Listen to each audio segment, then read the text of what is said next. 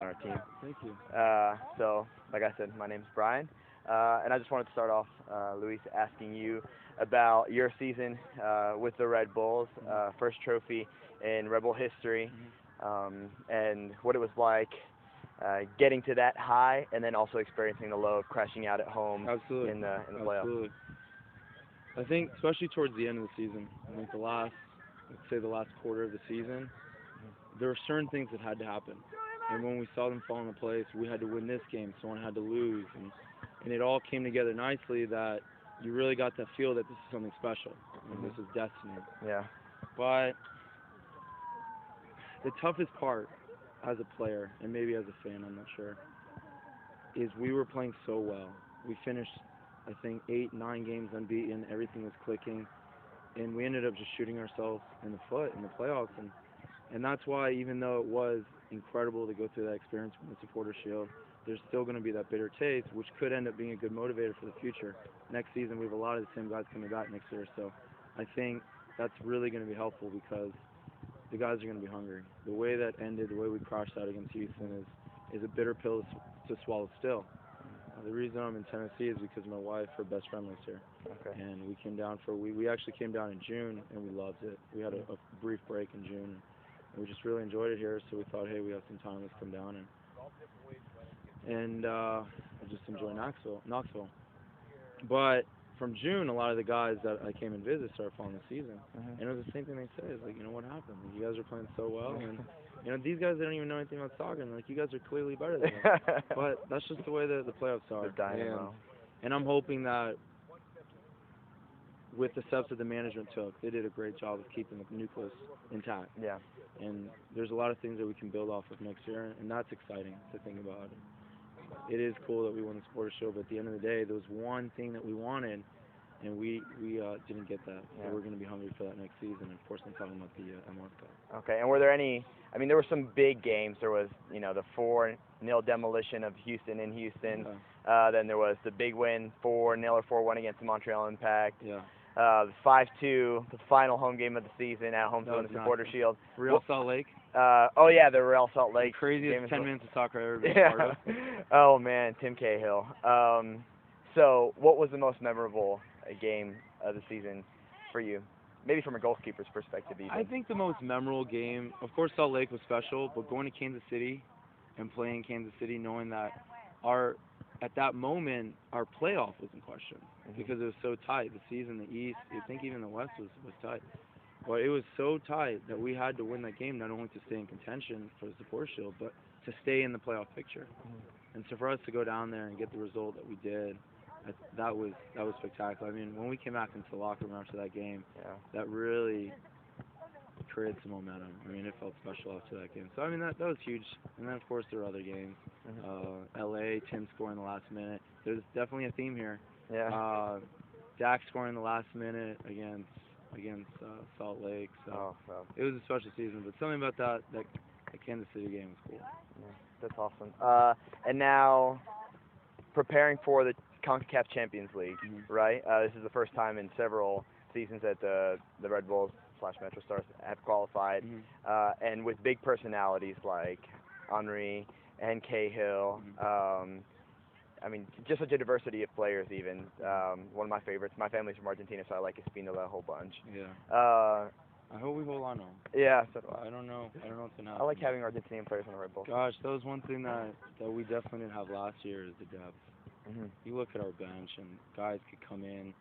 I mean, for the longest time, I enjoyed playing with Lloyd Sam. Yeah. I think he's a really dynamic player. He gives us something special off the bench. But to think that he's a bench player, it just shows how deep our team was. And I hear he's a great guy too. He's very, very nice. He's a great dude. He's a great dude. So I think that's another thing that got lost in the whole hoopla, and especially crashing out so quickly, is we qualify for Champions League. And that's always going to be good because now we're on an international stage, and we can show not only what Red Bull Soccer is about, but continue to expand our brand globally. Okay, and you've been with the team 2 seasons now. I want to get to how you wound up with the Red Bulls, but first, in the 2 seasons that you've been with the Red Bulls, has there been anybody that's really helped you acclimate to the area? Because I know you've been all over the place in your career. Any player or coach, and maybe some of the guys that you have the best relationships with on the team, or the closest relationships with on the team? As far as acclimating, I think that's part of the difficulty of being a professional is you have to be transient. And if you're not able to acclimate, it's going to be very difficult. When I first got to Germany, it was the same thing.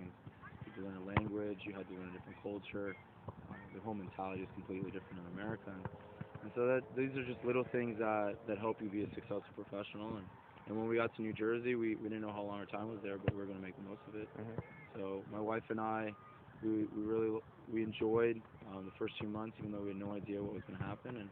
And then the last 13, 14 months, even though they've gone by like a blur, they've also had some really cool moments.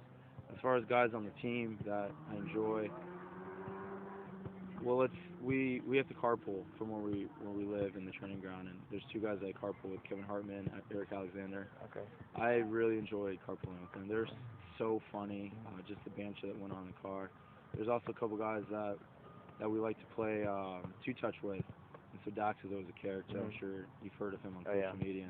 And he's the same thing. He's the type of guy that you want to lose to because he really he rubs salt in the wound pretty good. Is that why you don't have a Twitter account? No, the reason I don't have a Twitter account is when I got to Germany, I was on Facebook, and it was just madness. Yeah. That's something I didn't want to deal with. I understand there's definitely some benefits about it. Yeah. But it was pure madness. I mean, obviously it's a passion there, and the first club I played for was just huge. Yeah. The fan base was very wide, and I guess I'm not that personality. Okay. You know, it's hard to keep up. Yeah. But Dax is great at it. You know, there's some guys that are really, really good at it. And, He's hilarious. and all the power to them. I wasn't sure it was rough for me when he showed up from DC United because, you know, Yeah, being... that's another thing, man. We won the Atlantic Cup. Yeah. You know, for the fans, it's also important. So it was tough, but then Dax really, I think he won over everybody just because he's so tireless and he works so hard. And then Eric Alexander, I've heard lots of funny things about him because people say, you know, he looks like you just picked him up off the street because he's got this sloppy hair style thing. Yeah, but he's also nerdy. Oh, really? Yeah, and he's witty.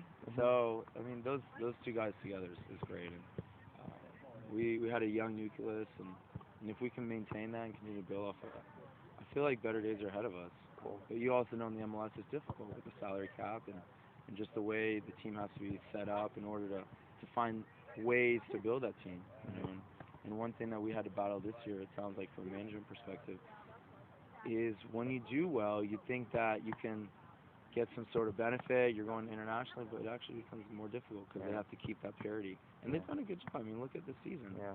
15 teams, I think, in the last 2 weekends were competing for the 10th spot. So parity was huge this year. Okay, now let's get to you, Luis, because you mentioned the salary cap thing.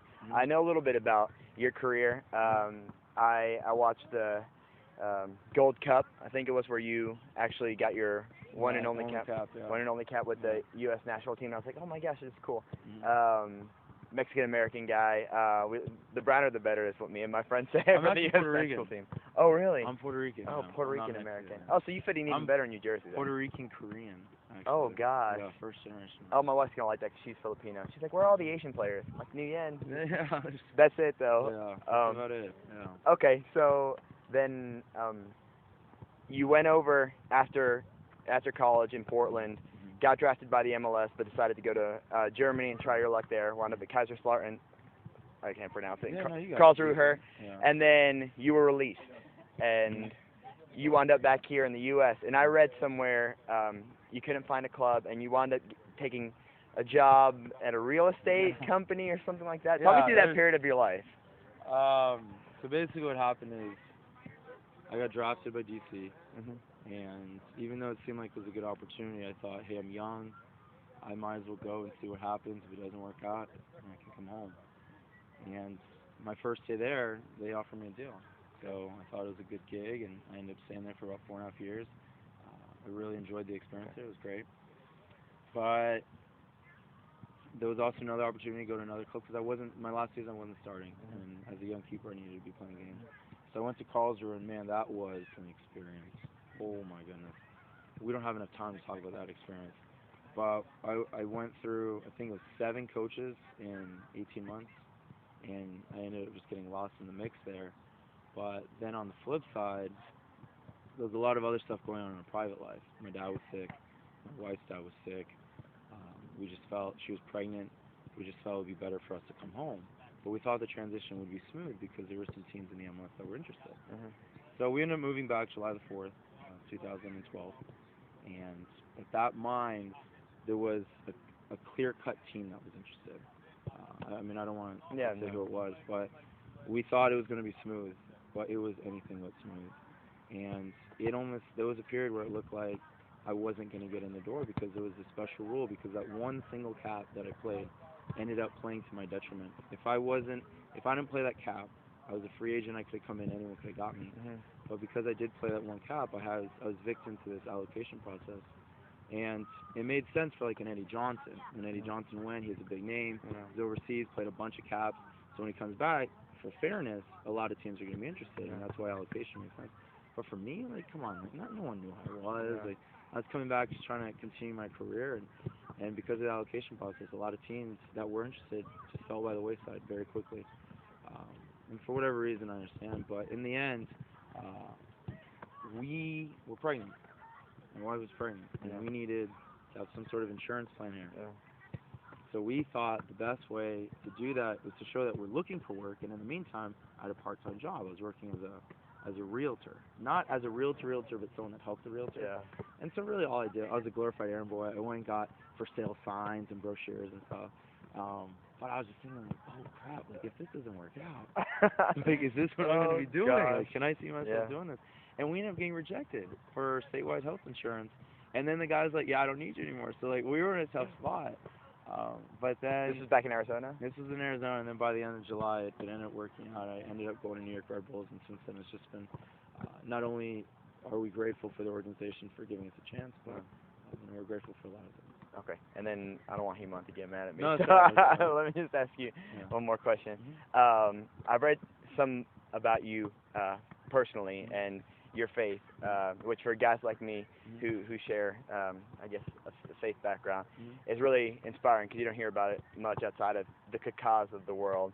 Or when somebody throws up a fit, like last year, Papa Demba Cisse in Newcastle, they had an issue with the sponsors, and he didn't want to wear the jersey because of his faith. Can you tell me a little bit about that, being a professional soccer player, and how you get fed, how you stay supplemented, and that's important what you said, being fed. Community is the most important thing, and that's something that I've always been very thankful that the Lord has provided. Is no matter where I went, Kaiserslautern and Karlsruhe, we've been able to find a faith community that's allowed us to stay intact, growing, and that sustained us in a lot of periods of time.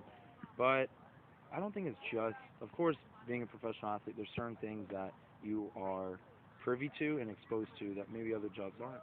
But it's just like anyone, and no matter what they are, whether they're a realtor, whether they're a banker,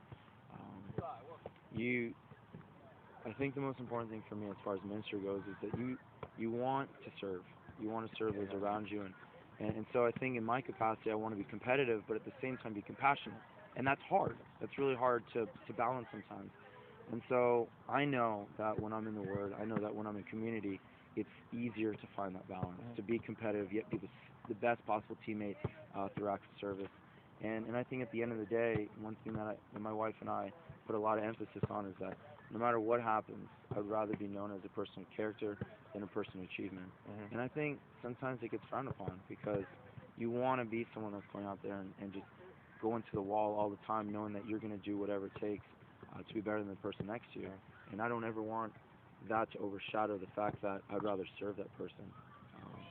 And if the Lord favors me, I'm going to take that favor. But no matter what, the most important thing is that I'm serving the teammates. And it's not just the teammates, it's the people in the organization, it's the fans, and the rest is up to the Lord. Okay, awesome. And the rest of the plan for your time here in Knoxville?